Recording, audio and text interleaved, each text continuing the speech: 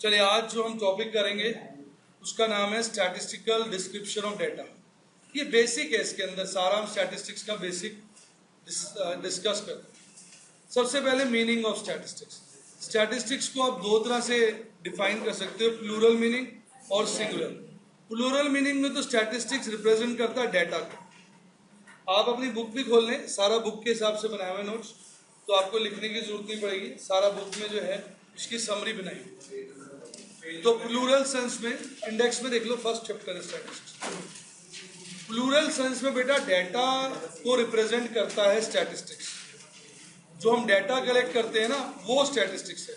जैसे मान लीजिए पेपर में कोई रिपोर्ट छपी कि भाई 12th के बच्चों ने एग्जाम दिया, इतने आर्ट्स के बच्चे थे, इतने साइंस के बच्चे थे, इतने कॉमर्स के बच्चे थे, इतने पास हुए, इतने रह गए, इस तरीके से डिटेल आया, तो वो सब क्या हो जाएगा? डेटा हो जाएगा। और डेटा क्या बन जाएगा? स्टैटिस्टिक्स। तो प्लूरल सेंस में स्टैटिस्टिक्स डेटा को रिप्रेजेंट करता है। किसको रिप्रेजेंट करता है? Data itself. और सिंगुलर सेंस में जो स्टैटिस्टिक्स है वो रिप्रेजेंट करता है मेथड्स को, उन मेथड्स को जिनके द्वारा हम अपना डेटा कलेक्ट करते हैं।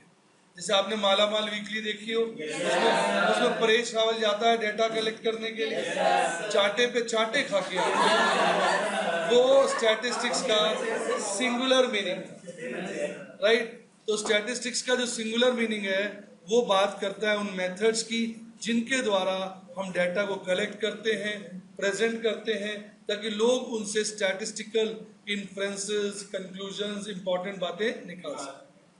अब अगर हम बात करें कि ये स्टैटिस्टिक्स कहाँ एप्लीकेबल है, स्टैटिस्टिक्स को तो आप समझिए प्याज, टमाटर, जैसे हर सब्जी में होता है, हर सब्जी में, हर घर में, हर सब्जी में यूज होता है। उसी प्रकार स्टैटिस्टिक्स के बगैर तो हर चीज अधूरी है। चाहे वो इकोनॉमिक्स हो, इकोनॉमिक्स में स्टैटिस्टिक्स यूज होती है, आपने देखा वहाँ पे जो लॉ ऑफ डिमांड बना वो भी कैसे बना होगा? स्टैटिस्टिकल रिजल्ट्स की वजह से। पहले डेटा इकट्ठा करा होगा, किसका? प्राइस का और डिमांड का। उस डेटा के बेसिस पे देखा होगा कि भाई डिमांड का प्राइस के साथ क्या रिलेशनशिप है, और वह पाया गया इनवर्स रिलेशनशिप। उससे आपका लॉ ऑफ डिमांड बन गया। बिजनेस मैनेजमेंट, बिजनेस तो मेरे हिसाब से बिना स्टैटिस्टिक्स के चल ही नहीं सकता। कितना माल बिकेगा, इसके लिए जो कंपनी वाले हैं वो स्टैटिस्टिकल एनालिसिस करते हैं, ट्रेंड एनालिसिस करते हैं। ये चैप्टर्स हैं बकायदा। रिग्रेशन में आपने देखा होगा equation x on y, equation y on x बनाते हैं, जिनके द्वारा प्रिडिक्ट करने की कोशिश करते हैं कि कितनी डिमांड हो। फिर commerce and industry, commerce and industry मतलब पूरा ट्रेड जो है देश का, वो डेटा के बेसिस पे ही चलता है, स्टैटिस्टिक्स के बेसिस पे चलता है। हर व्यक्ति ये जानना चाहता है भी डेटा बगैर काम ही नहीं चलता।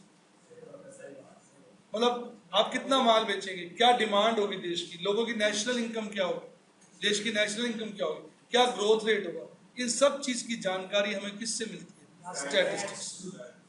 पर अब स्टैटिस्टिक्स का यूज तो बहुत है, पर ये कोई फुल प्रूफ नहीं है। सबसे बड़ी प्रॉब्लम, अब लिमिटेशंस की बात कर रहे हैं, लिमिटेशन मतलब कमी है। सबसे बड़ी प्रॉब्लम स्टैटिस्टिक्स की होती है कि ये एग्रीगेट से डील करता है। आप स्टैटिस्टिक्स के द्वारा ओवरऑल बातें बता सकते हैं, पर किसी एक इंडिविजुअल के बारे में कुछ नहीं बता सकते। दूसरी बात यह है कि स्टैटिस्टिक्स का मजा आता है तब जब हम क्वांटिटेटिव डेटा यूज करें।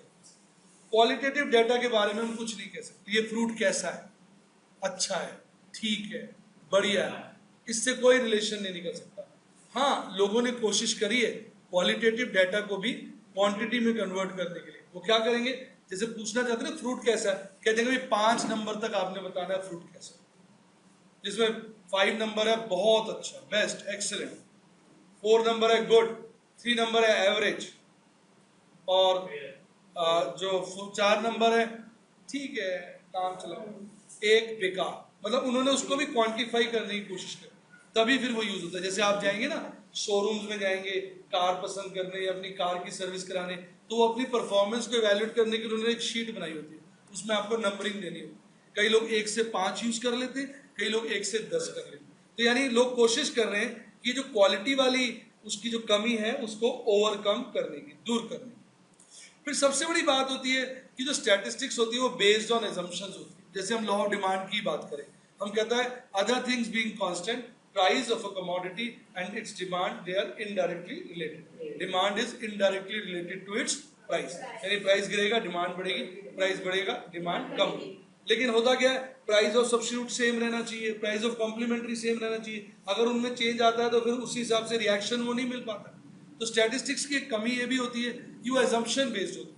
अगर एजम्पशन खरी ना उतरे तो उसके जो रिजल्ट्स हैं, जो उसके कंक्लूजन्स हैं, जो उनके इन्फ्रेंसेस हैं, वो भी फिर खरे नहीं उतरते, वो भी ठीक नहीं माने जाते. क्लियर हो गया आपको? अब कलेक्शन ऑफ डाटा की बात करेंगे. डाटा कलेक्ट करने के दो साधन होते हैं, एक प्राइमरी, एक सेकेंडरी. प्राइमरी का मतलब होता है फर्स्ट टाइम डाटा कलेक्ट करें. जैसे मैंने कहा मालावाल वीकली में परेश रावल जाके डाटा कलेक्ट कर रहा होता है, वो प्राइमरी डाटा कहलाता है. सेंसस, जैसे अभी पीछे भी सेंसस हुआ था, जनगणना हुई थी, तो आपने देखा होगा कुछ लोग आपके घर आए होंगे, उन्होंने पता किया होगा आपके घर में कितने सदस्य हैं, कौन बच्चे हैं, कितने बड़े हैं, वो सब प्राइमरी डाटा. प्राइमरी डाटा होता है फर्स्ट टाइम कलेक्शन. अब जैसे मान लीजिए अखबार में छप गया कि भाई इस बार 12th का रिजल्ट आया, उसमें ऐसे ऐसे परसेंटेज लोग पास हुए. जो पहली बार वो जो छपा, जिसने सारा एनालाइज करके किया, वो प्राइमरी डाटा. अब उस डेटा से मैं अपना कोई छोटा पार्ट डाटा का निकाल रहा हूँ या कोई इन्फ्रेंस निकालने की कोशिश कर रहा हूँ, तो फिर वो क्या होगा, सेकेंडरी डाटा. मतलब फर्स्ट टाइम डाटा को जब भी हम यूज करेंगे दूसरी, तीसरी, चौथी, पांचवी बार, तो वो क्या कहलाएगा, सेकेंडरी डाटा. तो बेटे सेकेंडरी डाटा होता है प्राइमरी डाटा का इस्तेमाल. तो प्राइमरी डाटा का इस्तेमाल जो होता है उसको हम बोलते हैं सेकेंडरी डाटा. यानी प्राइमरी डाटा में से आप अपना कंक्लूजन निकालेंगे तो वह कहलाएगा सेकेंडरी डाटा. कोई इसमें डाउट? अब हम बात करेंगे भाई प्राइमरी डाटा के कौन कौन से तरीके हैं, प्राइमरी डाटा कैसे कलेक्ट हो सकता है. अब सबसे पहला होता है इंटरव्यू मेथड. इंटरव्यू में क्या होता है, हम आमने सामने बैठकर बात करते हैं. अब इंटरव्यू भी कई तरह के होते हैं. ठीक, सबसे पहले मैं आपको समझाना चाहूंगा डायरेक्ट पर्सनल इंटरव्यू. बेटे आपका नाम क्या है, आप कहाँ रहते हैं? देखिए, ये जो मैंने पूछा ये हो गया डायरेक्ट पर्सनल इंटरव्यू.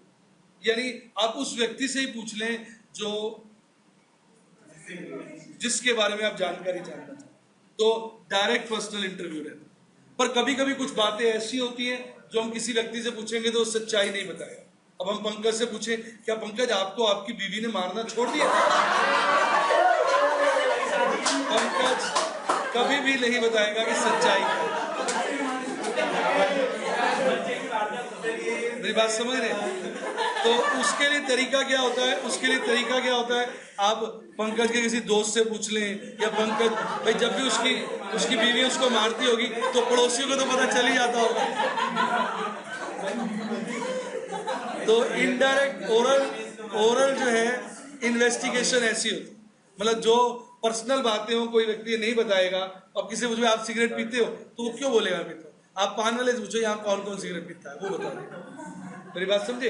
मतलब जब थोड़ा पर्सनल मैटर होता है, अब किसी कोई लड़की को लड़का देखने आया, आप उससे पूछे आप अच्छे व्यक्ति हो गए, नहीं मैं तो गुंडा हूँ, बदमाश. कभी कहेगा वो कहेगा जी मैं तो भाई साहब बड़ा, मैं तो बहुत शरीफ भोला वाला हूँ, मेरे को तो कुछ ज्ञान ही नहीं किसी चीज का. वो अपनी कमी नहीं बताएगा. उसके लिए आपको क्या करना पड़ेगा, उनके पास पड़ोस के लोगों से पूछना पड़ेगा. वैसे इनके घर में झगड़ा होता है, लड़ाई होती है, नहीं होती है, चौकीदार हो गया, दूध वाला हो गया, जो मेड होगी वो बताएंगे आपको सही बात. दूध वाला बताएगा भाई साहब बहुत बेकार आदमी, रुला के पैसे दे, 1 तारीख को पैसे देने होते, रो पड़ता हूँ 12 तारीख को जाके. मेरी बात समझ रहे? सारी बातें की सच्चाई, रुक जाइए बड़ा हल्ला नहीं करिए, सुनी ना, सारी बातों की सच्चाई क्या बताएगा दूसरा.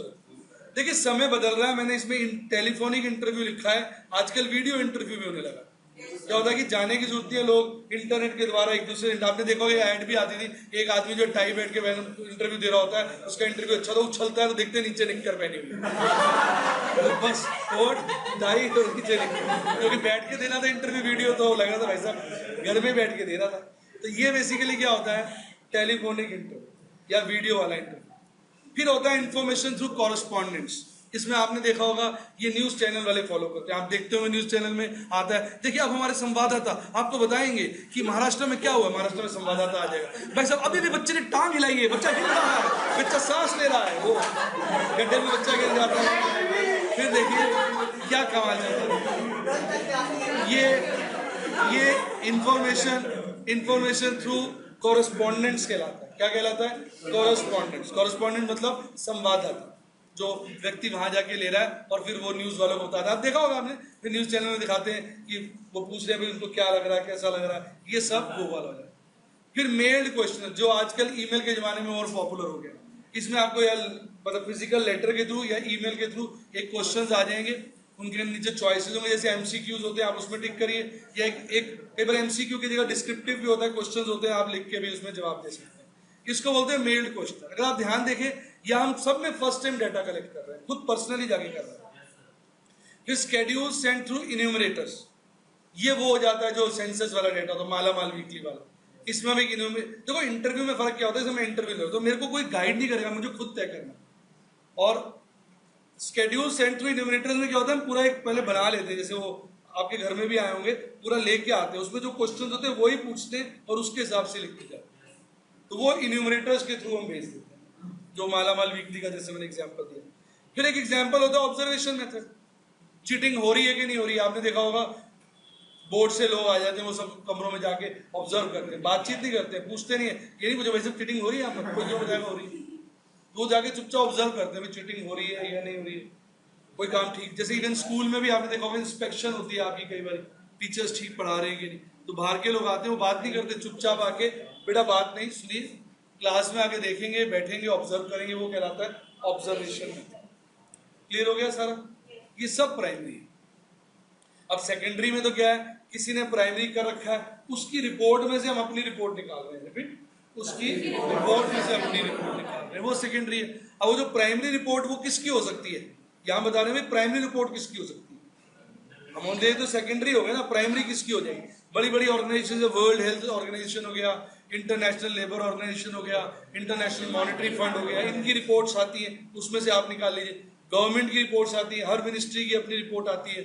फिर प्राइवेट बॉडीज हैं, जैसे एनजीओज होती हैं, यूनिवर्सिटीज होती हैं, ये भी रिपोर्ट छापती है। फिर कई लोगों का अनपब्लिश डाटा होता है, वो अपनी रिपोर्ट छापते नहीं, पर उनके पास डाटा होता है, तो वहां पर्सनली चले जाते हैं, जैसे कॉलेजेस की लैब में चले गए, बहुत सारी ऐसी ऑर्गेनाइजेशन है, तो उनका डाटा पब्लिश नहीं होता, वहां लोग जाकर उनसे मिलकर जो उनका डाटा होता है वहां से अपना डाटा निकालते, समझा? तो ये सब सेकेंडरी सोर्स ऑफ इंफॉर्मेशन होती है।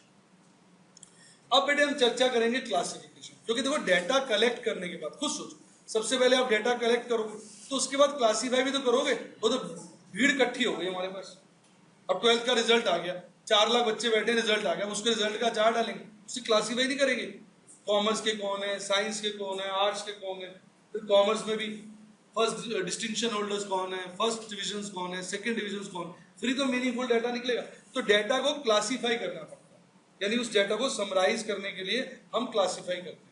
तो क्लासीफाई करने के बहुत सारे तरीके होते हैं, ये 4 तरीके जो मैं समझा रहा हूँ, क्रोनोलॉजिकल, टेम्पोरल या टाइम सीरीज। यहाँ डाटा टाइम के हिसाब से अरेंज किया जाता है। जैसे मैं आपको एग्जांपल दूं, हमने पॉपुलेशन का डाटा कलेक्ट किया किसी सिटी का, 2001 में 1200 लाख लोग थे, 2002 में 1600 लाख हो गए, 2003 में 1500 लाख हो गए। तो इस तरह से हमने पॉपुलेशन का डाटा कलेक्ट कर लिया।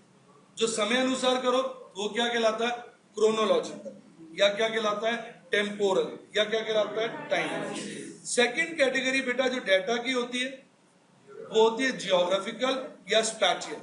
इसमें क्या होता है, ज्योग्राफी के हिसाब से होता है। जैसे आप रेफ्रिजरेटर्स बेचते हैं, फ्रिज बेचते हैं, तो नॉर्थ इंडिया में आपने कितने फ्रिज बेचे, 5000। मान लो ये जनवरी का डाटा है, तो जनवरी में नॉर्थ इंडिया में कितने फ्रिज बेचे, 5000। साउथ इंडिया में कितने बेचे, 4200। ईस्ट इंडिया में कितने बेचे, 48। वेस्टर्न इंडिया में कितने बेचे, 46। सेंट्रल इंडिया में कितने बेचे, 8। तो अब आपने हमने डाटा को कैसे क्लासिफाई किया, ज्योग्राफी के हिसाब से।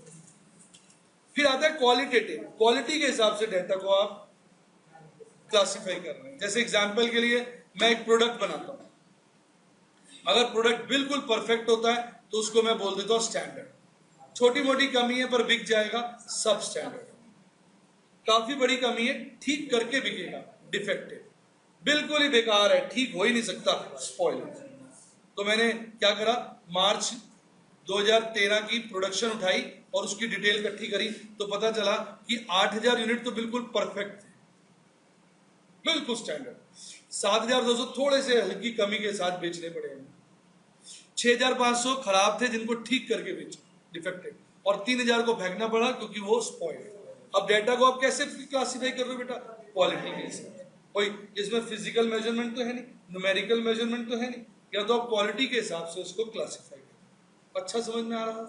बुक में देखते रहो बिल्कुल इसी तरह से चैप्टर दिया हुआ है, बस ये है कि वहां पे उन्होंने डिटेल में लिखा हुआ, मैं आपको हर चीज डिटेल वाली कम शब्दों में आम भाषा में समझा रहा हूं। फिर होता है क्वांटिटेटिव डेटा, जो क्वांटिटी के अनुसार क्लासिफाई।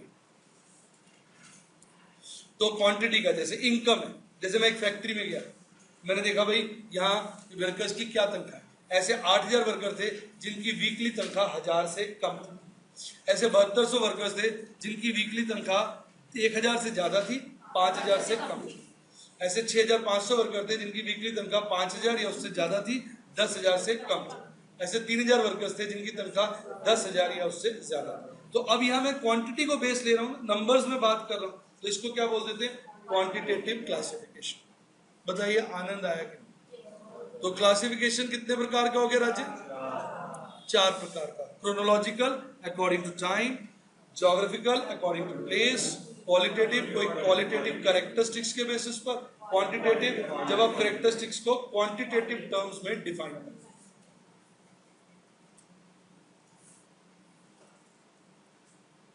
अब एक और डेटा का प्रेजेंटेशन होता है टेक्सचुअल प्रेजेंटेशन। ये अखबार वाले फॉलो करते हैं, ये एक स्टोरी से लिख देते हैं, लोगों को पढ़ के अच्छा लगा। जैसे मैंने एक स्टोरी लिखी, in year 2001 the share prices index was at lower levels. 2001 में शेयर प्राइस का इंडेक्स बहुत लोअर लेवल पे था।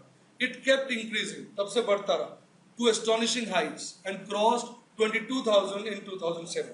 2007 में 22,000 को भी क्रॉस कर गया, ऑल टाइम हाई क्रॉस कर गया। Thereafter it entered into bearish zone, फिर वो मंदी में जोन में चला गया, and even fell below 14,000 by the end of 2008। जैसे स्टोरी को बनाते हैं, तो ये कौन सा प्रेजेंटेशन हो गया? टेक्स्ट। मतलब आपने डेटा को टेक्स्ट के रूप में लिख दिया ताकि पढ़ने वाले को एक कहानी के अनुसार लगे और उसको अच्छा लगे।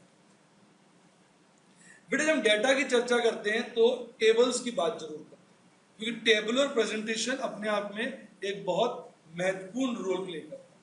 कोई भी चीज आप देखोगे डेटा किसी टेबल के रूप में प्रेजेंटेड होती है। तो अब हम बेटे चर्चा करेंगे पार्ट्स ऑफ टेबल, टेबल के क्या क्या पार्ट्स। देखिए ये आपके लिए खूबसूरत सा टेबल बना हुआ, देख रहे हैं? जैसे मैं अगर इसको वर्णन बताऊं आपको कि यहाँ मैं लिख रहा हूँ 12वीं के बच्चों के एग्जाम्स के रिजल्ट या 10वीं के, और ये जो बच्चे हैं ये 100 में, मतलब अगर मैं कहीं 4 लिखूंगा इसका मतलब वो 400 है। नहीं समझ आया? कहीं अगर मैं 50 लिखूंगा तो मतलब 5000 है, 50 100 यानी 5000। ठीक, तो ये तो टेबल नंबर हो जाता है, ये टाइटल ऑफ द टेबल हो जाता है, कोई डाउट बेटा? और ये जो कॉलम्स के हेडिंग्स है राज्य, इसको हम बोलते हैं कैप्शंस। कैप्शंस क्या होते हैं? कॉलम के हेडिंग्स। और ये पूरा जो पिंक कलर में मैंने बनाया हुआ है इसको हम बोलते हैं बॉक्स हेड। क्या बोलते हैं? और ये जो रो के हेडिंग्स है, रो ऐसे होती है ना, उसके जो हेडिंग्स है उसको बोलते हैं स्टब्स। और जो अंदर हम डेटा लिखते हैं उसको बोलते हैं बॉडी। और फिर नीचे फुटनोट होता है जिसमें हम ये बता सकते हैं कि ये डेटा हमने कहां से कलेक्ट किया, या डेटा के बारे में कोई खास बात आप बताना चाहें वो आप बता सकते हैं। आइए एक एक करके पार्ट की चर्चा करते हैं, आपको अच्छा लगेगा। सबसे पहला बॉक्स हेड। तो बॉक्स हेड में क्या आ जाएगा? पूरा पिंक वाला पार्ट, यानी कैप्शंस आ गए, सब कैप्शंस आ गए। कैप्शन हो गया मेन, जैसे 12th और 10th। सब कैप्शन हो गया बॉयज और सब का मतलब होता है उसका हिस्सा, सबऑर्डिनेट। और पूरा का पूरा जो पिंक कलर में मैंने बनाया है वो क्या हो जाएगा? Box head. तो चेक करो बॉक्स हेड क्लियर हो गया। फिर कैप्शंस। कैप्शंस क्या होते हैं? कॉलम के हेडिंग्स। तो कॉलम के हेडिंग्स क्या क्या है जरा बताइए? 10th 12th 10th, boys girls, बस ये है। बॉयज गर्ल्स को आप सब कैप्शन कह दो और 12th और 10th को मेन कैप्शन कह दो, बाकी मिला के तो है कैप्शन। फिर बेटा आता है स्टब। बॉक्स हेड समझ लिया आपने, कैप्शन समझ लिया राजे। अब आता है स्टब्स। स्टब्स क्या होगा? रो की हेडिंग्स। तो स्टब्स इसमें क्या है? Distinction, first division, second division, ये सब हमारे स्टब्स है। स्टब्स मतलब रो की हेडिंग्स। फिर बेटा बॉडी आती है। बॉडी में क्या होगा? आप डेटा एक्चुअल का प्लेस करो। जैसे यहाँ बॉडी के रूप में मैंने क्या लिखा हुआ है? 4, 50, 100, 150, पूरा टेबल भर दूंगा तो वो बॉडी ऑफ द टेबल हो जाएगा। फिर फुटनोट आता है। फुटनोट मैंने कहा ना, कोई भी नीचे लिखोगे कोई भी बात समझाने के लिए, डाटा कहाँ से इकट्ठा किया या कोई भी आपको महत्वपूर्ण बात लगती है तो फुटनोट के द्वारा आप समझा सकते, राइट। इसमें कोई डाउट? अब ना टेबल के पहले एक आध क्वेश्चन करते हैं तो आपको अच्छा लगेगा। बुक खोलिए, उसका एक आध क्वेश्चन कराएंगे। पहले पार्ट्स ऑफ टेबल क्लियर हो गया? अब बेटे सेट बी करेंगे हम, इसमें कुछ न्यूमेरिकल क्वेश्चंस हैं। सेट ए थ्योरेटिकल है, वो आप कर लीजिएगा, बाद में मैं देखूंगा कराना कि नहीं, उसके आंसर याद ही करने, उसकी चर्चा जो मैंने कराई उसी पर बेस्ड। सेट बी है थोड़ा न्यूमेरिकल, देखिए इधर कहता है 1000 पर्सन्स हैं, 25% इंडस्ट्रियल वर्कर्स हैं, रेस्ट आर एग्रीकल्चर वर्कर्स। पहले मैं पढ़ रहा हूं ये देखने के लिए बनाऊं कैसे। 300 enjoyed world Cup on TV, बस तो ये है, दो क्लासिफिकेशन है। एक तो बन रहा है ऊपर इंडस्ट्रियल एग्रीकल्चर, एक बन रहा है World Cup on TV, no World Cup on TV. नहीं समझे? मतलब एक है जिन्होंने वर्ल्ड कप वॉच किया टीवी पर, और एक है जिन्होंने वर्ल्ड कप वॉच नहीं किया। एक बेटा इधर से टोटल आ जाएगा, एक मेरे बच्चे इधर से टोटल आ जाएगा, ठीक है, और एक इनका यहाँ पर ग्रैंड टोटल आ जाएगा। ज्यादा बुरा लग रहा होगा कि ऊपर की डंडी इतनी अच्छी नहीं लग रही, आप उसको हटा सकते, थोड़ा सा वो मैं देखा कि अच्छी लग रही। ये टोटल और ये टोटल, ठीक। टोटल 1000 है तो 1000 मैंने यहां लिख दिया। कहता out of 1000 persons 25% were industrial workers, तो 250 इंडस्ट्रियल वर्कर्स हो गए। कैसे? 1000 का 25%, तो बाकी बचे हुए 750 agriculture workers and the rest are agriculture workers. 300% enjoyed World Cup on TV, तो 300 वर्ल्ड कप ऑन टीवी, तो 700 ने इसका मतलब नहीं देखा होगा TV. 30% of the people who had not watched World Cup matches were industrial workers। कहता है इसके जो 30% है जिन्होंने टीवी पे नहीं देखा वो इंडस्ट्रियल वर्कर्स। अगर 210 इंडस्ट्रियल वर्कर हैं तो बस अब मेरा काम हो गया, मेरा पूरा टेबल बन जाएगा। देखो आप कैसे सोचो, 250 में से 210 गए 40, 300 में से 40 गए 260, 700 में से 210 गए 490।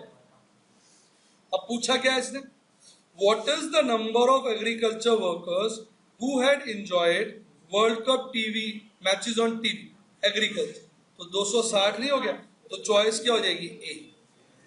बताइए कैसा लगा? क्लियर हो गया?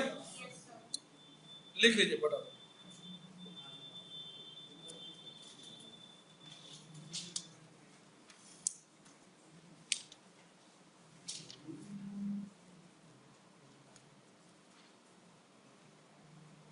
लिख लिया बालू? पलटू?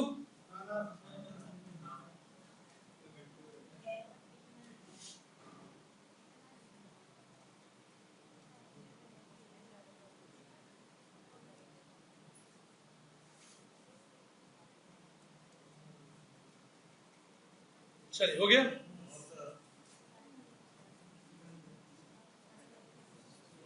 जिसका हो गया क्वेश्चन 2 पढ़े। क्वेश्चन 2,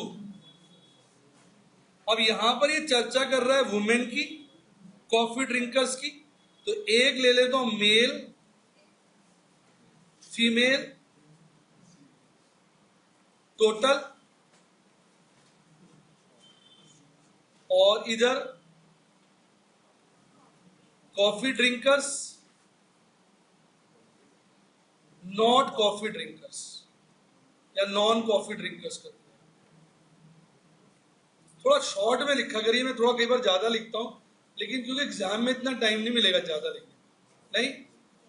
अब यहां ना डेटा सारा परसेंटेज में बेटा, किसमें है देखो, कहता है sample study of people of an area revealed that total number of women were 40%।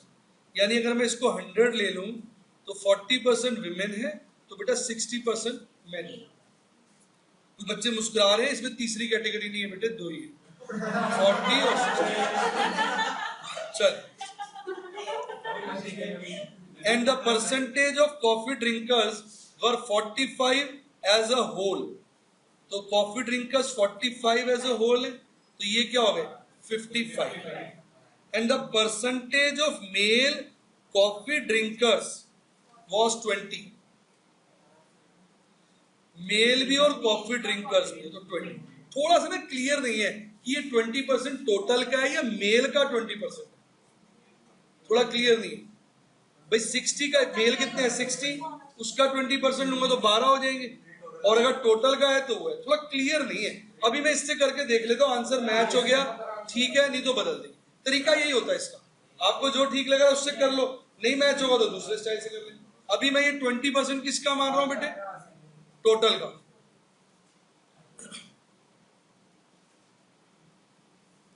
अब इधर देखो, कहता what is the percentage of female non coffee drinkers, मतलब ये चीज पूछ रहा है, पता क्या पूछ रहा है, ये चीज पूछ रहा है।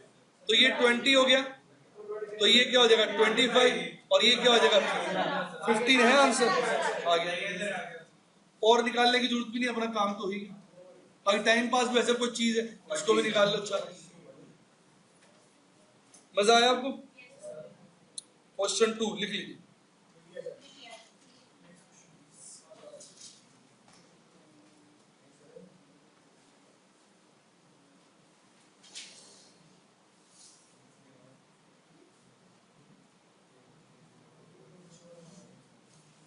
देखो, एक होता है पाई डायग्राम, इसकी चर्चा अभी आगे आएगी, लेकिन अब क्वेश्चन पाई डायग्राम पे आ गया तो मैं बनवा दूंगा।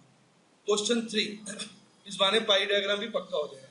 कहता है कॉस्ट ऑफ शुगर हमने ऐसे निकाली, raw material, labour, direct production expense and others,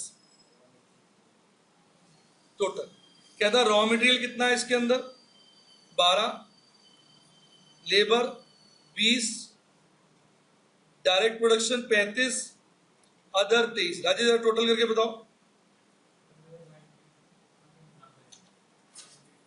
90 आ रहा है?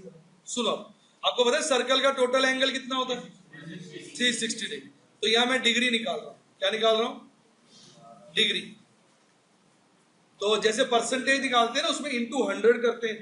परसेंटेज कैसे निकालते हैं, नंबर अपॉन टोटल इंटू 100, या नंबर अपॉन टोटल इंटू 360 का। तो क्या हो जाएगा 12 upon 90 into 360, 48। 20 upon 90 into 360, 80। 35 upon 90 into 360, 140। 23 upon 90 into 360। अब वो कह रहा है कि आप लार्जेस्ट और स्मॉलेस्ट कंपोनेंट का डिफरेंस बताओ। तो लार्जेस्ट क्या है, स्मॉलेस्ट क्या है, इनका डिफरेंस देखो है आंसर 92, डी हो गया। अच्छा, इसका डायग्राम भी बना के दिखा देता हूं। इसमें हम एक सर्कल बना लेते हैं, ध्यान से सुनो, ऐसे सर्कल मैं बिना टी के बना रहा हूं, वैसे भी एग्जाम में बनाना नहीं आता, जस्ट समझ आना चाहिए। अब पहला एंगल कितना है, तो आप यहां पर एक डंडी पहले रख के 48 पे बना लें, 48 लगभग ये 90 हो गए, ऐसा हो जाएगा 48, हाँ के ना। फिर इसमें ऐसे कांटे डाल दें, और तो यहां लिख दें काटा काटा काटा काटा, मतलब रॉ मटेरियल। चाहो तो 48% यहां लिख दो, चाहो तो यहां लिख दो। 48% बोल रहा हूँ, 48 डिग्री, क्योंकि ये डिग्री बोलते हैं, जैसे परसेंटेज होता है ऐसे डिग्री, परसेंटेज आउट ऑफ 100 होता है, डिग्री आउट ऑफ 360। अगला क्या है 80, तो 80 आपका ये हो जाए, इसमें आप डैश डैश डाल दें, यहाँ लिख दें 80 डिग्री, और यहाँ क्या हो जाएगा डैश डैश डैश, क्या हो जाएगा लेबर। मैं थोड़ा ना शॉर्ट लिख देता हूँ, क्योंकि देखो एग्जाम में टाइम नहीं होता है, टिक मारने तो मैं थोड़ा समझाना चाहता हूँ, इसलिए बता देता हूँ। अगला क्या 140 डिग्री, तो 90 140 डिग्री ये आ जाए 140 डिग्री। अब इसका क्या ले लो, राउंड्स ले लो, नहीं इसको प्रेजेंट कर दो, क्या हो जाएगा ये डायरेक्ट प्रोडक्शन। अब जो बच गया वो कौन सा हो गया? 92 डिग्री। और उसके लिए क्या लें हम? सांप ले लेते हैं। ये क्या हो जाएगा? सॉरी। तो आपको मजा आ गया?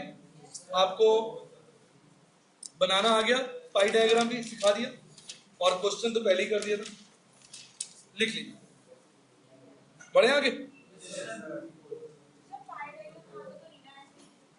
हमें कोई भी चीज लिखना नहीं आएगा, सब टिक मारने का आएगा। क्वेश्चन 4। अब देखिए क्वेश्चन 4 में नंबर ऑफ एक्सीडेंट बता रहा है और उनकी फ्रीक्वेंसी बता रहा है। 0, 1, 2, 3, 4, 5, 6 और फ्रीक्वेंसी 15, 19, 22, 31, 9, 3, 2। अब कह रहा है कितने लोगों के एक्सीडेंट 3 या उससे कम हुए? तो ये हो गया ना 3 या उससे कम, तो इनको जोड़ लो। कितना आ रहा है? 87 है आंसर। 87 डी। कैसा लगा?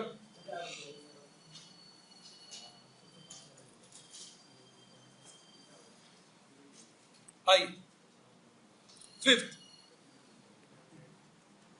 इनकम बता रहा है बेटे और नंबर ऑफ पर्सन बता रहा है। इनकम 500 से 999, 1000 से 1499, 1500 से 1999, 2000 से 2499 और ये 15, 28, 36, 7। अब कह रहा है कितने परसेंट लोग, पहले तो इनका टोटल करो। इनका टोटल क्या है? टोटल 86। कह रहा है कितने परसेंट लोगों की आमदनी 1500 या उससे ज्यादा है? 1500 से ऊपर ये वाले दो हो गए। ये कितने हो गए? 40। या परसेंटेज बना लो। 43/86 इंटू 100, 50% है आंसर। ए। कैसा लग रहा है बेटा?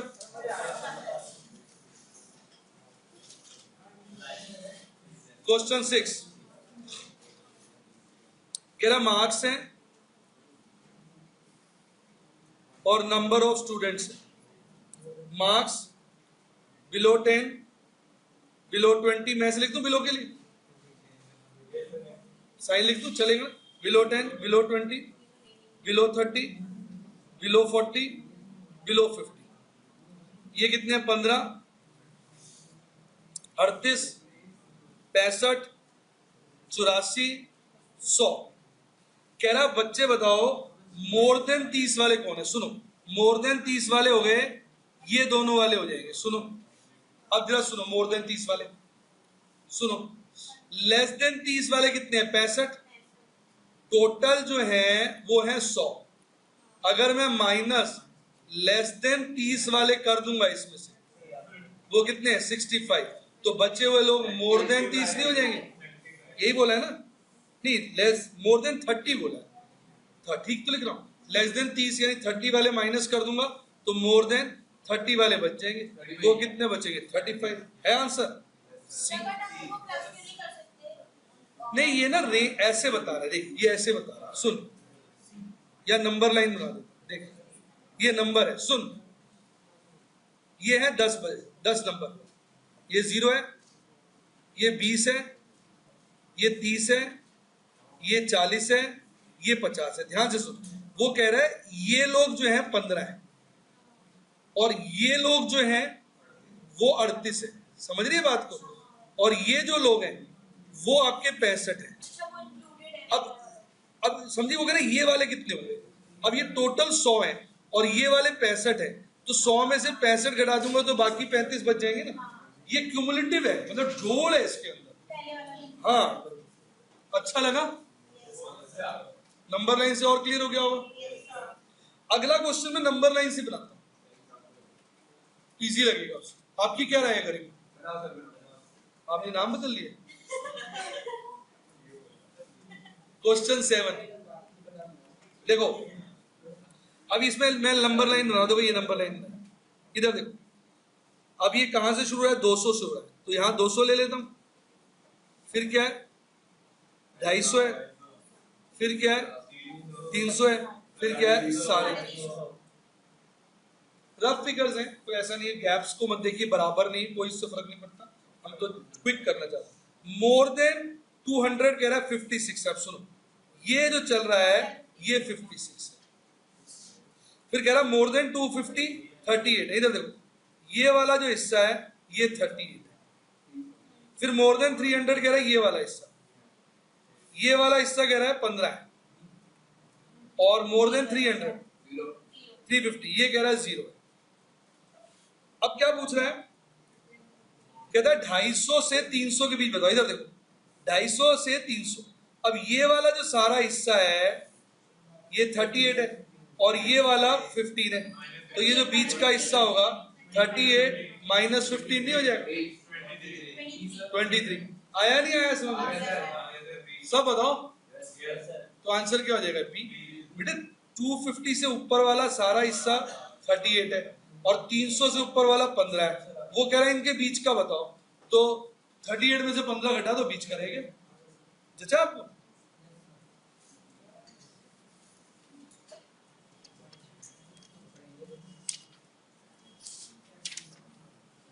लिख लीजिए। देखिए अब हम करेंगे ग्राफिकल प्रेजेंटेशन। समझदारी वाली बात है, ग्राफ बनाने को तो आएंगे, टिक मार्क क्वेश्चंस है, तो मैं सब ग्राफ का इंट्रोडक्शन दे रहा हूं ताकि आपको आइडिया लग जाए, क्वेश्चंस कर पाओ थ्योरेटिकल बुक के। सबसे पहले होता है बार डायग्राम। बार डायग्राम में क्या होता है, हम हर एक चीज का बार बना देते हैं। जैसे अगर इसी की बात करें, मैं थोड़ा डेटा साइड पे कर देता हूँ, थोड़ा पीछे का फैन चला दी। बार डायग्राम नहीं चलने दे, नहीं वो रिवर्स फर्क पड़ेगा, बात नहीं।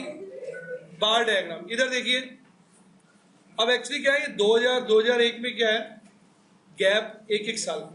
अब अगर मैं यहां लिखता हूं ना 2000, सुन लो बड़ी बात, छोटी छोटी बातें बता रहा हूं, तो ऐसा लगेगा ये पूरा जो है 2000 साल है, तो इसलिए हम इसको ऐसे किंक बना देते हैं।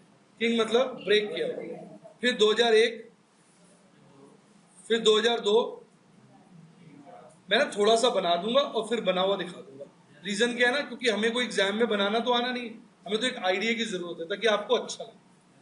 मैं सोचता हूँ बच्चों को मैक्सिमम गेन मिले। अब यहां ले लो 100, 200, 300, 400, 500। अब पहले की लेंथ क्या है 100, तो यहां पर 100 पे एक ऐसे बार बन जाएगा बस। ऐसे ही 2001 का बनेगा, 2002 का बनेगा, मैं आपको दिखाई दूं इस तरह। इनमें खास बात क्या ध्यान देना होता है कि बार्स के बीच में गैप सेम क्या हो और हर बार की चौड़ाई सेम। तो देखिए फर्स्ट क्लास बना दिया आपके लिए, 100 है पहला। अब क्या आप क्या चाहते हैं, मैं पूरा बनाऊं या ठीक है? अब ये सूटेबल कब है, ये डिस्क्रीट सीरीज के लिए सूटेबल है। डिस्क्रीट होती है अलग अलग साल हो गए ना, 2000 का ये, 2001 का ये, 2002 का। दूसरा each bar is at same distance, जो मैंने कहा था वो आपने ध्यान रखा। अब ये क्या चीज है, उसको इसको लेजेंड बोलते हैं। लेजेंड से बता देना भाई प्रोडक्शन, वीट की प्रोडक्शन है तो वीट प्रोडक्शन लिख देना। बार डायग्राम बेटा कोई डाउट किसी बच्चे को? श्योर। अगला आता है लाइन डायग्राम, वही एग्जाम्पल है ये। इसमें जैसे हमने बार बनाया था ना, इसमें क्या होता है, हर साल के ऊपर एक बिंदी बना देते हैं और फिर उन बिंदियों को जोड़ देते हैं। जैसे इन्हीं बार के ऊपर देखा जाए, अगर एक बिंदी ये हो जाएगी, एक बिंदी ये हो जाएगी, ऐसे जोड़ देंगे ऐसे, पर बार नहीं बनाना। रिपीट मतलब हाइट की जो है, जो जहां पर वो टच करा वहां बिंदी बना के उसको जोड़ना। डायग्राम बनाओ, ये क्लियर है?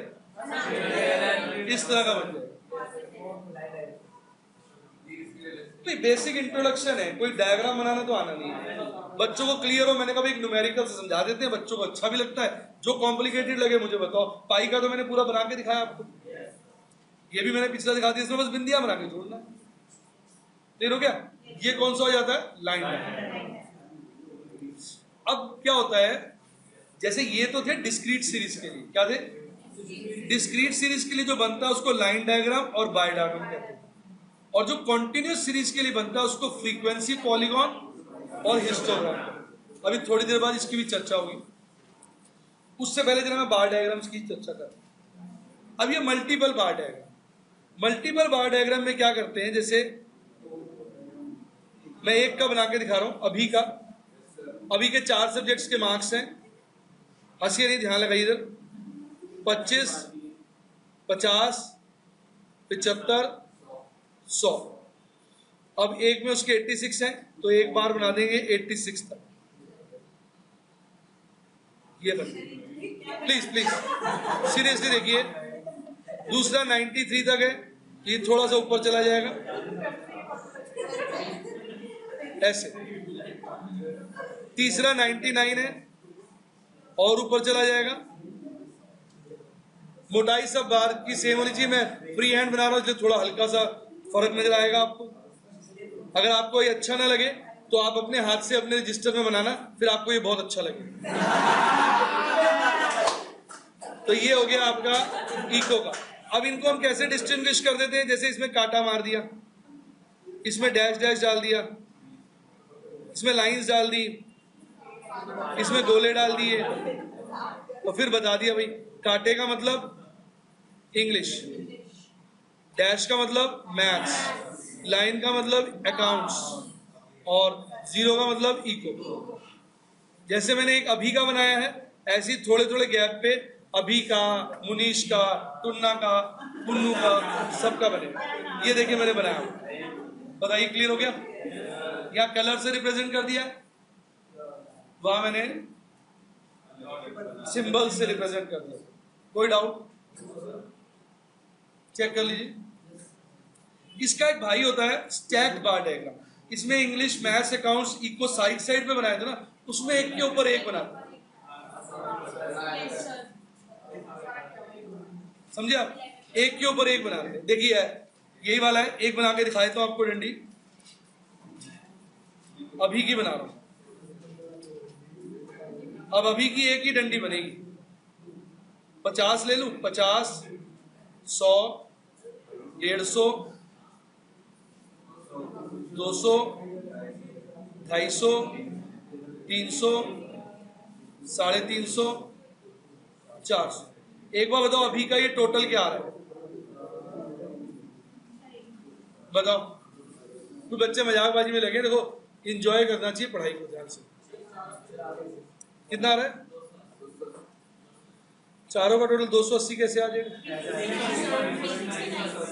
369। इधर देखिए, तो 369 यहां पर लगभग हो जाएगा, एक सिंगल बार बन जाएगा 369। इससे टोटल भी आ जाता है ना। अब इसके पार्टीशंस कर दो। पहला 86 है, तो 86 पे जाके पहला पार्टीशन करो, लिख भी दो चाहो तो 86। अब 86 प्लस 93 करो, 183, नहीं 1 या कैलकुलेटर में करो, 179। तो यहाँ पर आ जाएगा लगभग यहाँ पर 83, 93 सॉरी 93। अगला 99 जोड़ो 180, जो भी था कितना आ रहा है? 278। वो यहाँ आ जाएगा 99 और बचा हुआ 91। फिर इनको या तो सिंबल से अलग अलग बता दो या कलर से। मैं आपको बना हुआ दिखाता हूँ प्रॉपर, वो ऐसे हो। अब इससे ना कई सारे क्वेश्चंस के जवाब दे सकते हो। जैसे मैं बोलता हूँ इनडायरेक्ट, आप एकदम जवाब दोगे। किस बच्चे के सबसे कम इको में है?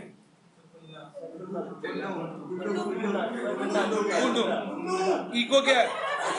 पीला। और पीला सबसे कम किसका है? अब सुनिए ध्यान से। किस बच्चे के सबसे कम मैथ्स में? मैथ्स है नीला। नीला सबसे कम किसका है? तो इस तरह के क्वेश्चन भी आपको आ सकते हैं। मेरी बात समझे? इस तरह के क्वेश्चन भी आपको आ सकते हैं।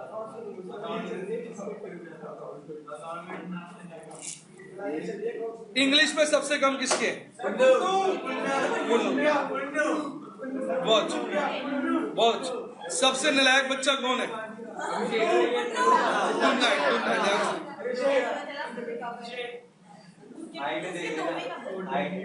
हाइट देखो ना, सबसे नालायक बच्चा कौन है? सबसे ज्यादा मार्क्स किस बच्चे के आए?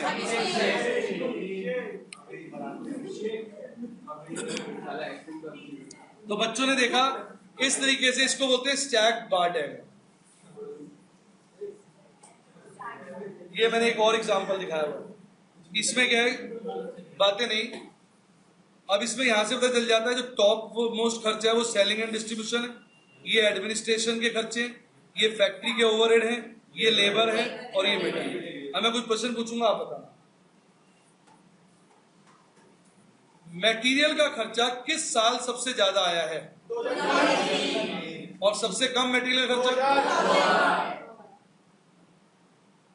ऐसा कौन सा खर्चा है जिसमें उतार चढ़ाव सबसे कम है, जो फिक्स जैसा, जो फिक्स जैसा?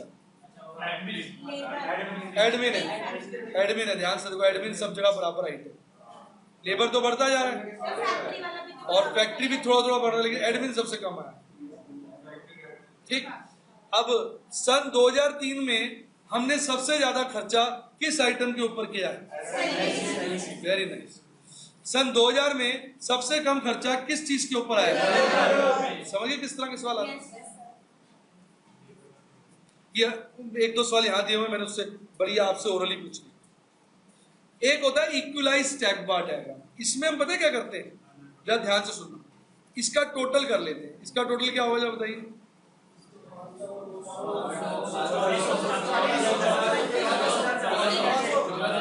नहीं भाई, एक मिनट, मैंने हॉरिजॉन्टल कर लिया। हॉरिजॉन्टल नहीं होगा, इसमें वर्टिकल होगा। ईयर वाइज है ना डेटा, तो ये दिया ही हुआ है इसका टोटल 1000। अब सुनो, अब हम क्या करेंगे, परसेंटेज बना लेते हैं इसको इक्वलाइज के। तो परसेंटेज वो कैसे बनेगा?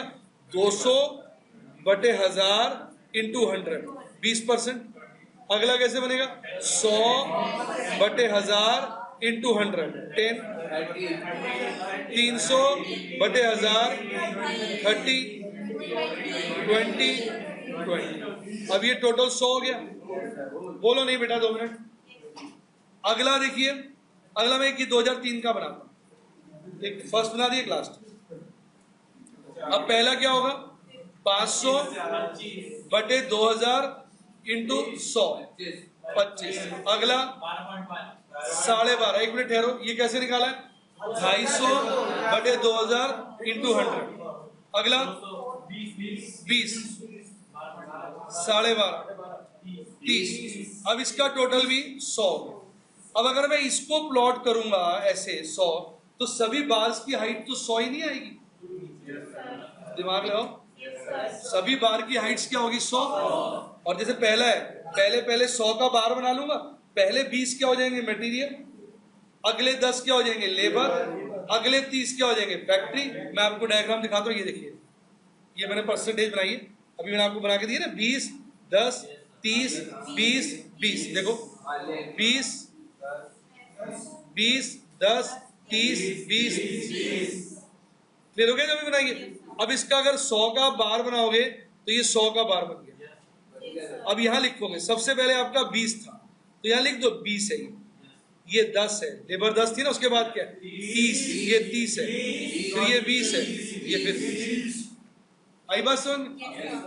तो आप नोट करो, सारे बार्स इक्वल आए हैं क्योंकि हमने हर फिगर को टोटल का क्या बना दिया? परसेंटेज बना दिया। टोटल का परसेंटेज बनाने की वजह से हर चीज का टोटल 100 आ गया, तो सारे बार इक्वल हो गए। इसका नाम क्या पड़ गया? इक्वलाइज्ड स्टैक बार डायग्राम। ईमानदारी से बताइए, पूरा क्लियर है?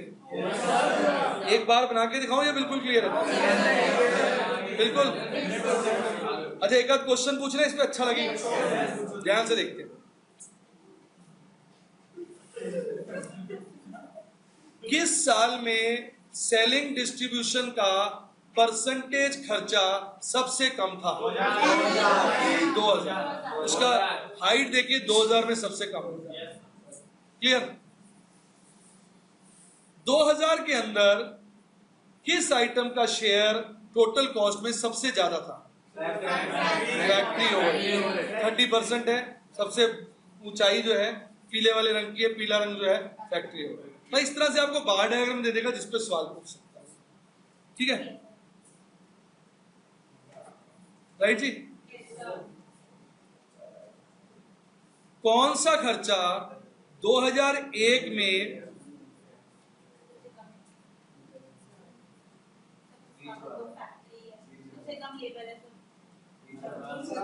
सबसे कम था, सबसे कम था, सबसे कम। क्लियर हो गया आपको? अब पाई डायग्राम आ गया। पाई मैं नहीं करा रहा हूं, अभी मैंने एक्सरसाइज बी कराई थी, उसमें पूरा पाई डायग्राम मैंने आपको बना के दिखा दिया था। वो यही क्वेश्चन था इसी तरह का, 360 डिग्री बना के दिखाया था। पाई डायग्राम पूरा ये करा। अब सीरीज की बात करेंगे बेटा, थोड़ी सीरीज की चर्चा करेंगे। पहले तो पाई डायग्राम क्लियर हो गया आपको? अभी बेटा थोड़ी देर पहले मैंने आपको बताया था कि हिस्टोग्राम्स बनता है और फ्रीक्वेंसी पॉलीगॉन बनता है कॉन्टिन्यूस सीरीज के, और बार डायग्राम और लाइन डायग्राम बनता है डिस्क्रीट सीरीज के। एक और चीज सुन लीजिए, मोड भी जो है ग्राफिकली हम हिस्टोग्राम की मदद से निकालते हैं। किसकी मदद से? Histogram, graphical, right. मैं आपको बना के डायग्राम निकाल के दिखा रहा हूं।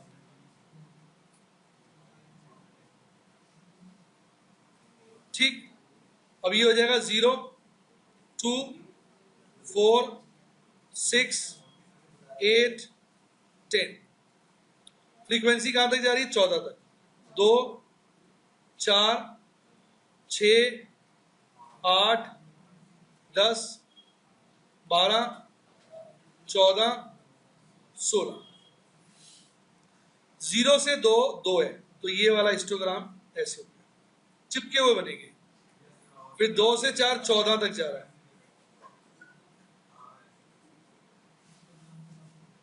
यहां तक आया। फिर 4 से 6 7 तक जा रहा है, ऐसे आगे। फिर 6 से 8 3 तक जा रहा है। फिर 8 से 10 4 तक जा रहा है, राइट। अब पहले मैं बना रहा हूं फ्रीक्वेंसी पॉलीगॉन। फ्रीक्वेंसी पॉलीगॉन बनता है इनके मिड पॉइंट्स ज्वाइन करने से। यहां से ले लो, ये बना लो मिड पॉइंट, और स्केल से ज्वाइन कर लो।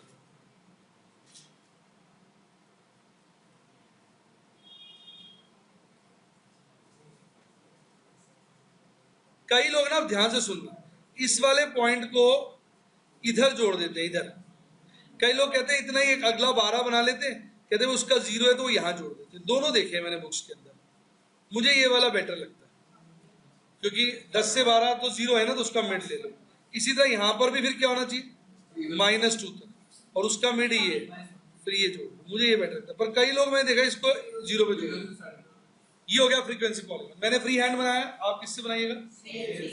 अब मैं बना रहा हूं मोड कैसे निकलता है।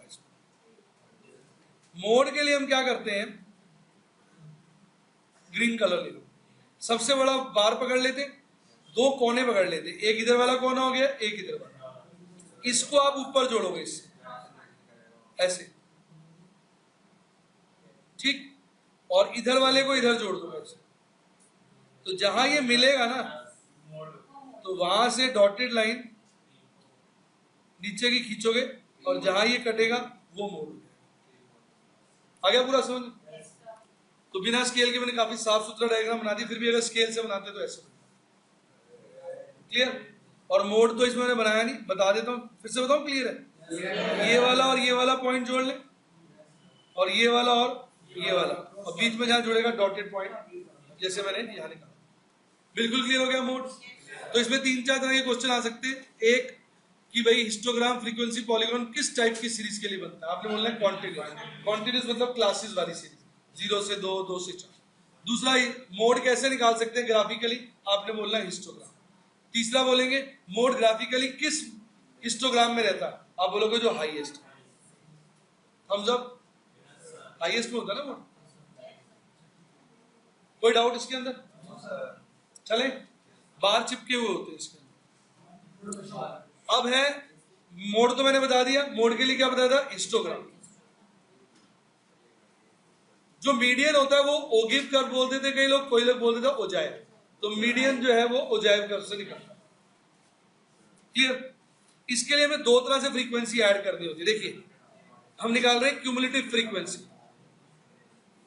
एक होता है ऊपर से जोड़ो, 2, 16, 23, 26 और 30। ये जो फ्रीक्वेंसीज है ये अपर लिमिट के साथ अटैच है, इसको बोलते हैं लेस देन टाइप। क्या बोलते हैं? मतलब ये है लेस देन 2 मार्क्स 2 बच्चों के हैं, लेस देन 4 मार्क्स 16 बच्चों के हैं,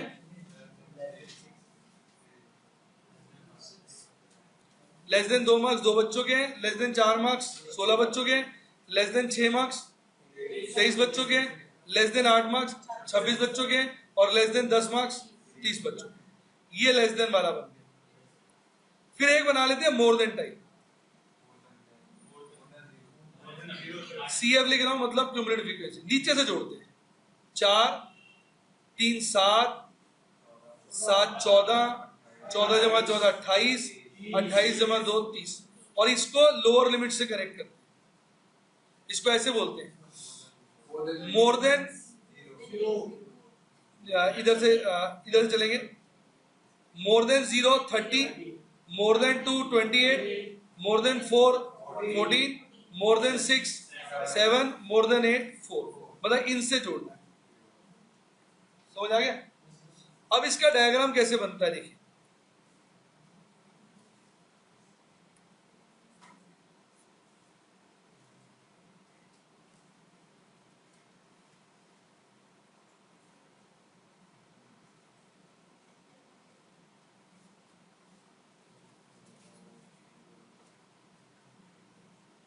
ठीक है,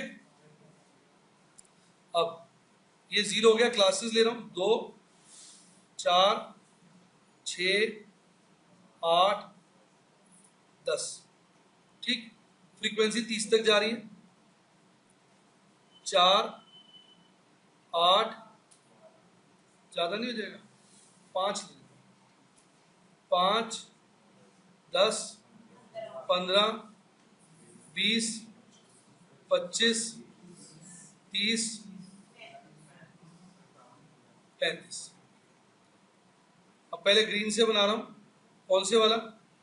less than type. Less than type का किससे रिलेशन था? अपर से। तो लेस देन 2 है, तो यहां आ जाएगा। लेस देन 4 16 है, यहां आ जाएगा। लेस देन 6, इससे पढ़ रहा हूं ना मैं, लोअर लिमिट से पढ़ रहा हूं, इनसे पढ़ रहा हूं, इनसे मैं इनको कोरिलेट कर रहा हूं। ग्रीन वाले, ग्रीन रंग से रंग मिला। Less than 4 16, less than 6 23, less than 8 26, less than 10 30, ठीक। फिर इनको जोड़ लेंगे।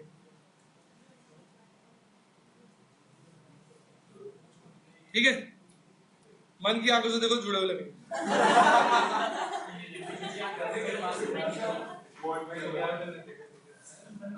आपको डायग्राम बनाना नहीं आना, ये तो मैं नॉलेज हो जाए इसलिए बनवा। अब आप ये लोअर लिमिट्स जो है ना, इनसे कोरिलेट करो रेड को। तो more than 0 30, more than 2 28, more than 4 23, sorry 14, more than 4 14, more than 6 7, more than 8 4। बस, तो ये यूं जुड़ जाएगा। फिर यहां से यहां आ जाएगा, यहां आ जाएगा, यहां आ जाएगा, यहां। ठीक है, अब जहां ये दोनों कटे वहां आपने डॉटेड लाइन खींचनी है, वहां आपका मीडियन आ जाएगा। मीडियन के लिए होता है ये, तो मीडियन के लिए कौन से कर्व होता है? हो जाएगा, 2 बनते हैं, लेस देन और मोर देन। इनको CF कर्व भी बोलते हैं। CF मतलब क्यूमुलेटिव फ्रीक्वेंसी। तो बेटे मोड किससे निकाला था? हिस्टोग्राम से। मीडियन किससे निकाला? ओजाइव से। तो ये इस तरह के क्वेश्चन भी आपको आ सकते। कोई डाउट? टाइप्स ऑफ सीरीज, बोलो रिया। सीरीज 3 तरह की होती है, इंडिविजुअल, डिस्क्रीट और कॉन्टिन्यूस। मैं आपको बताता हूँ इंडिविजुअल सीरीज कैसी होती है, ध्यान से देखिए। जैसे मैं सिर्फ छोटा सा एग्जांपल ले रहा हूँ, आउट ऑफ 5 मार्क्स ले रहा हूँ, आउट ऑफ 5, ध्यान से सुनिए, 6 बच्चे ले रहा हूँ सिर्फ इजीनेस के लिए, मार्क्स आउट ऑफ 5 मार्क्स, 6 बच्चे, A B C D E F, out of 5, 2 3 2 4 1 5, right. ये 6 बच्चों के मार्क्स, इसको बोलते हैं हम इंडिविजुअल सीरीज। क्या बोलते हैं? हर बच्चे के मार्क्स अलग दिए गए। अगर मैं इसको ऐसे प्रेजेंट कर दूं, x ले लूं और f ले लूं, ठीक है, थोड़ा डेटा चेंज कर देता हूं एक बार, इसके भी 4 ले लूं, x ले लूं और f ले लूं, क्या ले लूं? x और f, बड़े बात नहीं, ध्यान लगाओ, x हो जाएगा आपका, पहले बताइए पहली वाली सीरीज क्या? इंडिविजुअल। तो इंडिविजुअल सीरीज में क्या होता है, हर इंडिविजुअल आइटम हमें नजर आता है, उसके अलग मार्क्स दिए जाते हैं। डिस्क्रीट में क्या होता है, हम 2 कॉलम बनाते हैं, एक x और एक उसकी फ्रीक्वेंसी। x क्या हो जाएगा? Number of marks, 1 2 3 4 5। अब 1 मार्क्स कितने बच्चों के हैं? 0 बच्चों। 2 मार्क्स कितने बच्चों के हैं? 2 बच्चों। 3 मार्क्स कितने के हैं? 1 बच्चे। 4 मार्क्स कितने के हैं? 2 बच्चों। 5 मार्क्स कितने के? 1 बच्चे। टोटल कर लीजिए 6 बच्चे। इसको बोलते हैं डिस्क्रीट सीरीज। कोई डाउट? तो इंडिविजुअल सीरीज कौन सी हो गई? जिसमें x और उसकी x की सारी अलग अलग वैल्यूज होंगी, x मतलब जो वैल्यूज अलग अलग होंगी, हर व्यक्ति की अलग वैल्यू नजर आएगी। इंडिविजुअल। डिस्क्रीट जिसमें x को हम फ्रीक्वेंसी से रिप्रेजेंट करेंगे। किससे रिप्रेजेंट करेंगे? देखो इससे फर्क पता क्या होता है, जरा सुनो।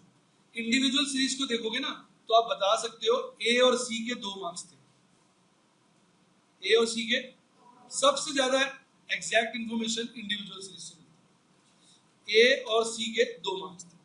अब डिस्क्रीट को देखो, डिस्क्रीट में आप ये तो कह सकते हो कि 2 बच्चों के 2 मार्क्स थे, ये नहीं बता सकते वो 2 बच्चे कौन थे। आप ये तो बता सकते हो कि एक बच्चे के 3 मार्क्स थे, पर ये नहीं बता सकते वो एक बच्चा है।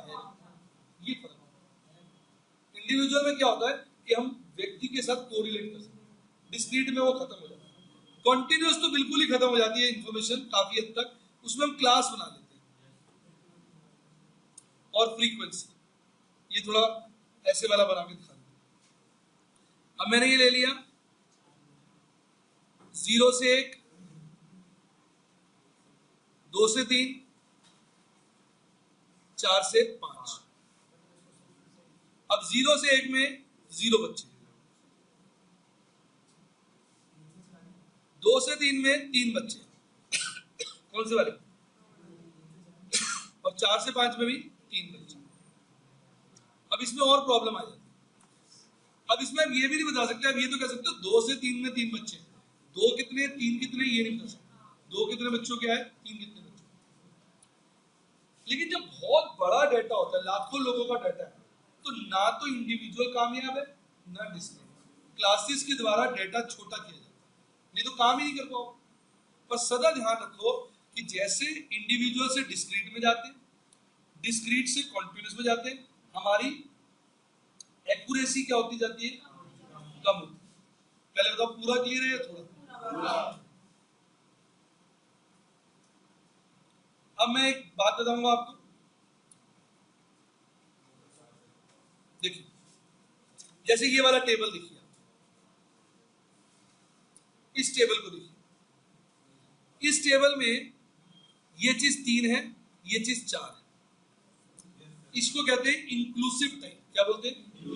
इंक्लूसिव का मतलब होता है कि जो अपर लिमिट है और लोअर लिमिट है ना, वो इसी के अंदर है। अब 2 बातें होती है ना, ध्यान से सुनना बेटा। एक होता है अपर लिमिट, लोअर लिमिट, या यूं कह दो और स्पेसिफिक होना,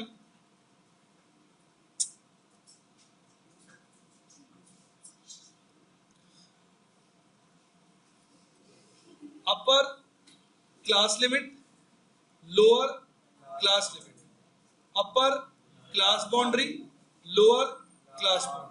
देखो बेटे बाउंड्री वो होती है जो दिखाई देती है, आइए मैं चर्चा करता हूं पहली क्लास की। बाउंड्री राजीव वो होती है जो दिखाई देती है। अब इसकी जो अपर क्लास बाउंड्री है बेटे वो 3 है। मैं बात कर रहा हूं इस वाले बेटे, जो इसकी अपर क्लास बाउंड्री वो 3 है और जो लोअर क्लास बाउंड्री है वो 0 है।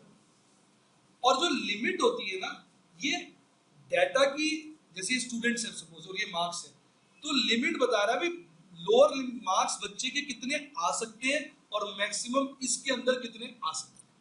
0 और 3 में अगर आप देखोगे तो लोअर मार्क्स बच्चे के 0 आ सकते हैं, और सॉरी मैंने ऊपर पहले अपर लिखा हुआ है, अपर बच्चे के 3 आ सकते हैं और लोअर बच्चे के 0 आ सकते हैं। ये क्लियर हुआ? बच्चों को लग रहा होगा कि आप क्या बता दिए, दोनों में लिख दिया। नहीं, इसमें भी समझना पड़ेगा। सुनो जरा, पहले मैंने इस क्लासेस को ठीक कर रहा हूं, ध्यान से देखो। इनको ठीक करने का तरीका पता है आपको? इसका और इसका गैप देखो, वो 0.5। अब सुनो, उसको हम बोलते हैं lower class boundary, upper class boundary. ये होती है लोअर क्लास लिमिट माइनस 1/2, उसका आधा कर देते हैं, डिफरेंस क्या 1 है ना, तो 1/2। और अपर क्लास बाउंड्री क्या होगी? लो upper class limit plus half. अब ध्यान से देखो, ये हो जाएगा माइनस 0.5 से लेकर 3.5, ये हो जाएगा 3.5 से लेकर 7.5, और ये हो जाएगा 7.5 से लेकर 10. अब जरा सब्र से सुनना, ये जो मैंने बातें लिखी थी अभी इसकी लिखी थी, अब मैं यही बातें इसकी लिख रहा हूं। सुनो ध्यान से, अभी आपको समझ आएगा। अपर class limit, lower class limit, upper class boundary, lower class boundary. अब पहले समझ लो कि बच्चे के मार्क्स डेसिमल में नहीं आते। रिपीट, तो मैंने आपसे क्या कहा था, बाउंड्री क्या होती है जो दिखता है। अब इस क्लास की लोअर क्लास बाउंड्री क्या है? माइनस 0.5, और अपर क्लास बाउंड्री क्या है? 3.5। अब सुनना, बच्चे के मार्क्स डेसिमल्स में नहीं आते। अब ध्यान से सुनो, माइनस हाफ से लेके 3.5 के अंदर जो बच्चे आए होंगे उनके लोअर मार्क्स कितने रहे होंगे? 0, क्योंकि डेसिमल में तो आते ही नहीं, तो इसलिए लोअर क्लास लिमिट क्या हो गई? 0। और इस रेंज के अंदर ये हो गई 0। पता नहीं अपर में लिख देता हूं, आएगा ये बड़ा अच्छा समझ में आएगा। 2 मिनट सब्र की बात। लोअर माइनस हाफ से लेके 3.5 के बीच कम से कम बच्चा क्या नंबर ला सकता है? 0, वो लिमिट है। और ज्यादा से ज्यादा क्या ला सकता है? 3, वो अपर क्लास लिमिट है। अब बताओ क्लियर हुआ? मतलब लिमिट वो वैल्यूज हैं जो हमारा वेरिएबल अचीव कर सकता है। रिपीट, और बाउंड्री वो वैल्यूज है जो क्लास से दिख रही है ना, उसकी जो दिखने वाली वैल्यूज है वो बाउंड्री। पर जब ये 0 से 3 थी, क्या थी? तो उसमें बाउंड्री भी सेम थी, लिमिट भी सेम थी। नहीं समझ आया? और जब ये बेटे माइनस हाफ से 3.5 हुई तो बाउंड्री अलग हो गई, लिमिट उसके अंदर। तो एक बात पूछता हूं, अभी क्लियर हो जाएगा, बाउंड्री ज्यादा खुली होती है या लिमिट? और बराबर हो सकती है? अच्छा सुनो, पहले क्लियर हो गया। जो पहले वाले क्लासेस थे इसको बोलते हैं इंक्लूसिव टाइप। क्या बोलते हैं? इसमें जो लिमिट्स होती है ना वो बाउंड्री के बराबर होती है, यानी लिमिट्स जो बाउंड्री है वही वैल्यूज ले सकती है लिमिट्स। और इसको बोलते हैं एक्सक्लूसिव टाइप। क्या बोलते हैं? मतलब इसकी लिमिट बाउंड्री से कम हो, यानी एंड वाली वैल्यूज एक्स की नहीं हो सकती, इसलिए एक्सक्लूसिव बोल दिया। यानी एक्स की वैल्यूज जो है माइनस हाफ और 3.5 को छोड़ के, रिपीट, 3.5 को छोड़ के, इसको क्या बोलते थे? Exclusive type. और 0.3 में क्या बोलते हैं? वो 0.3 हो सकती है तो इंक्लूसिव। यार मैं ही बोल रहा हूँ, ये सच में समझ में आ गया? क्लियर हो गया? जब बाउंड्री वाली वैल्यूज वेरिएबल की वैल्यूज हो सकती है तो इंक्लूसिव, नहीं हो सकती तो एक्सक्लूसिव। आ गया मजा? अच्छा, एक और पॉइंट सुनिए, ये मैंने बढ़िया समझा दिया, यहाँ पर भी वो दिखाया, बढ़िया क्लियर हो गया आपको। अब एक बात और सुनिए, ये मैंने वही सब लिख लेना, बाउंड्री लिमिट की बात करिए, जो अभी आपको मैंने समझाया है सब लिखा हुआ है, ये आपने लिखना है क्योंकि बच्चे भूल जाते। अब मैं एक जनरल बात बता रहा हूं, जनरल क्लासेस ना ऐसी होती है 0 to 10, 10 to 20, 20 to 30। ध्यान से सुनना, बड़े ध्यान से बेटे, सुनोगे तो बहुत अच्छा लगेगा, नहीं तो चीजें समझ में नहीं आएगी। प्लीज सुनो। फ्रीक्वेंसी 8, 12, 6 ये। अब जरा सुनो, जो जनरल होती है इसको बोलते हैं लोअर इंक्लूसिव, अपर एक्सक्लूसिव। इसका मतलब क्या होता है? इसका मतलब ये होता है जीरो वाली वैल्यू, जिस बच्चे के 0 मार्क्स आए होंगे ना वो इस क्लास में आया होगा, पर जिसके 10 आए होंगे वो इसमें नहीं आया होगा, वो इसमें आया। आ गया समझ? लोअर इंक्लूसिव है, अपर एक्सक्लूसिव है। अगर आपको समझ में आ गया ना तो मुझे सही जवाब देना, मुझे अच्छा लगेगा। Lower control limit, lower upper control limit, lower control boundary, upper control boundary. पहले मैं इसकी बात कर रहा हूं, इसकी बताओ जी। लोअर कंट्रोल बाउंड्री क्या है? Upper control boundary, very nice. Lower control limit, upper control limit, no. 10 बोल के डेसिमल में बच्चे के मार्क्स नहीं आते, तो 0 तो आ सकते हैं बच्चे के, वो इसी में लाई करता है, पर 10 वाला इसमें लाई नहीं करता बेटा, 10 वाला अगले में लाई करता है। तो अपर कंट्रोल लिमिट इसकी 9 हो गई ना, या थोड़ा समझाया? बिल्कुल परफेक्ट, पक्का क्लियर हो गया? मैं फिर चेक कर लेता हूँ।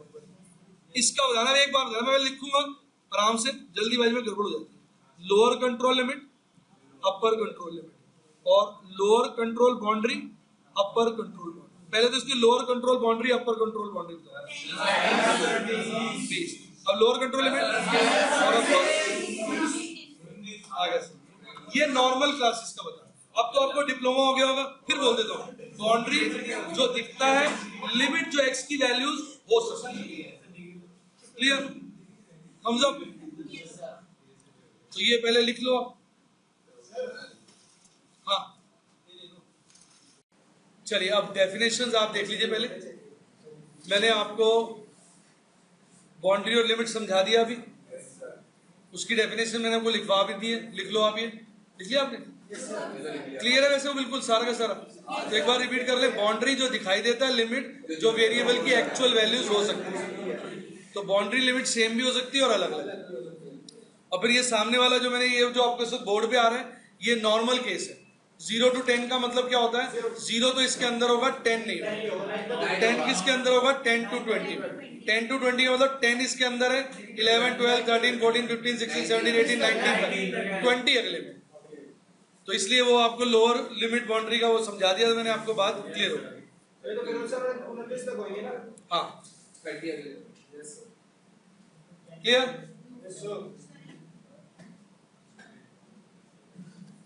अब दो छोटी छोटी सी बातें और रह गई, वो है फ्रीक्वेंसी डेंसिटी और रिलेटिव फ्रीक्वेंसी। बस 2 मिनट का है।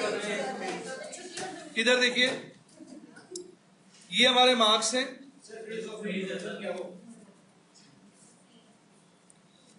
और ये हमारी फ्रीक्वेंसी है। फ्रीक्वेंसी डेंसिटी का मतलब होता है फ्रीक्वेंसी को क्लास इंटरवल से डिवाइड कर दो। क्लास इंटरवल क्या होता है? Upper control boundary minus lower control boundary. जैसे इसकी फ्रीक्वेंसी क्या है? 2 है, इसका क्लास इंटरवल क्या है? 2 - 0 2, तो इसकी फ्रीक्वेंसी डेंसिटी हो गई 1। फ्रीक्वेंसी डेंसिटी आपको बताती है भीड़ भड़का, जिसका ये हाईएस्ट होगा उसमें सबसे ज्यादा भीड़ भड़कता है। अब जैसे इसमें देखो, ये 14 और ये 2, तो 14/2 7। अगला देखो 7, ये भी 2, 7/2 3.5। अब बच्चे क्या सोच रहे होंगे कि सभी में 2, तो ऐसा नहीं है। 3, 3/2 1.5। अब बस गलत करने वाले हो। 4, 4/3 1.33। अब सुनो, अब मैं आपसे पूछूं सबसे ज्यादा भीड़ भड़का या डेंसिटी हाईएस्ट कौन सी है? आप बोलोगे 2 से 4, और सबसे लोएस्ट 0 से 2। तो सबसे लोएस्ट है 0 से 2, सबसे हाईएस्ट है 2 से 4। कोई इसमें डाउट? 2 से 4 के बोलते थे, 2 से 3 बोलना चाहिए। 2 से 3 कहां से आ गया?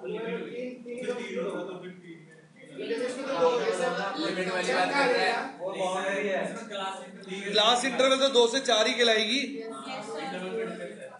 इंटरवल बोल रहे हैं, ये 0 से 2 कहलाएगी, ये 2 से 4 कहलाएगी। लोएस्ट किस में? 0 से 2। हाईएस्ट किस में? 2 से 4। क्लास इंटरवल तो वही कहलाएगा जो है। अब सुनो, रिलेटिव फ्रीक्वेंसी क्या होता है? हर फ्रीक्वेंसी को टोटल से डिवाइड कर दो। रिपीट। तो 2/30, 14/30, 7/30, 3/30, 4/30। बताओ क्या क्या आ रहा है?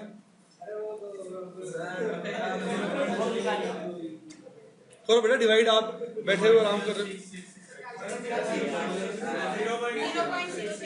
0.66, 0.066, आगे 0.46, 0.23,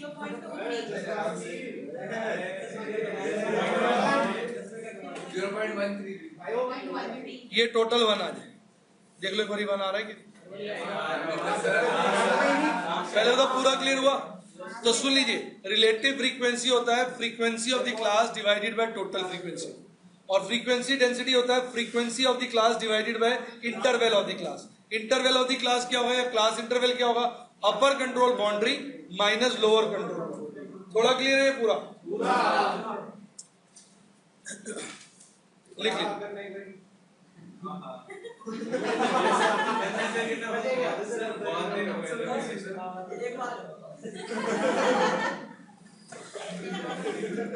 अभी आने वाला है,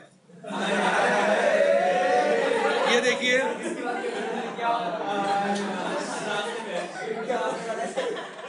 लिख लिया आप लोगों ने?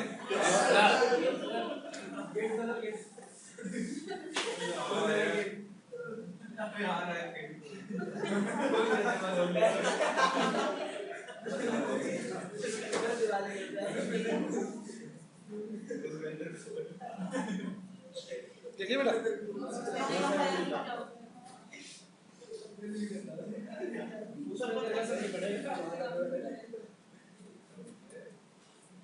चलिए साहब,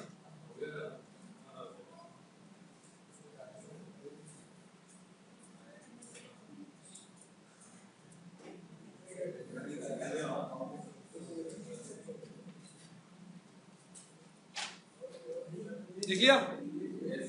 अब देखिए लास्ट टाइप आप पे आ गए हैं, different types of frequency curves. मतलब फ्रीक्वेंसी कर्व्स कैसे बनते हैं? ये होता है बेल शेप, सबसे popular bell shape. Bell shaped का मतलब होता है कि मिडल में हाई फ्रीक्वेंसी होगी और एंड्स में, दोनों तरफ के एंड्स पे लो, बीच में भीड़ भड़क्का ज्यादा और कोनों पे भीड़ भड़क्का कम। यू शेप, ये उल्टा है। एक्सट्रीम्स पे हाई फ्रीक्वेंसी होगी और मिडल में लो फ्रीक्वेंसी होगी। राइट? अगला ये जे शेप। जे शेप में क्या होगा कि राइट एक्सट्रीम पर हाईएस्ट होगी और मिडल में लो होगी और लेफ्ट एक्सट्रीम पर नहीं, मॉडरेट होगी। मॉडरेट मतलब ना ज्यादा ना कम, बीच में। सबसे कम मिडल में, लेफ्ट एक्सट्रीम पे, लेफ्ट मतलब बाईं तरफ एक्सट्रीम पर मॉडरेट और राइट एक्सट्रीम पर हाई। इसको बोलते हैं जे शेप। ध्यान से देखो, जे की तरह हो गया ना, जे ऐसे बनाते हैं। मिक्स कर, पता नहीं पहाड़िया टाइप पहाड़ बन गए, तो ये अप एंड डाउन मारता रहता है। ये होता है लॉन्ग टर्म डाटा जो होता है। जैसे लॉन्ग टर्म देखोगे ना डाटा, जैसे स्टॉक मार्केट के प्राइस देखोगे तो उसमें उतार चढ़ाव रहता है, तो उतार चढ़ाव वाला टॉपिक है ये, मतलब डायग्राम है। मिक्स डायग्राम मतलब लिख लीजिए उतार चढ़ाव वाला ही डायग्राम। आहा, खत्म।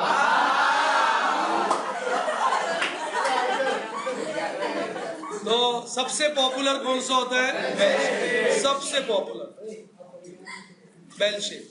बेल शेप में याद रहेगा, सेंटर में हाईएस्ट, एक्सट्रीम पे लोअर। यू शेप में सेंटर में लोएस्ट, एक्सट्रीम पे हाईएस्ट।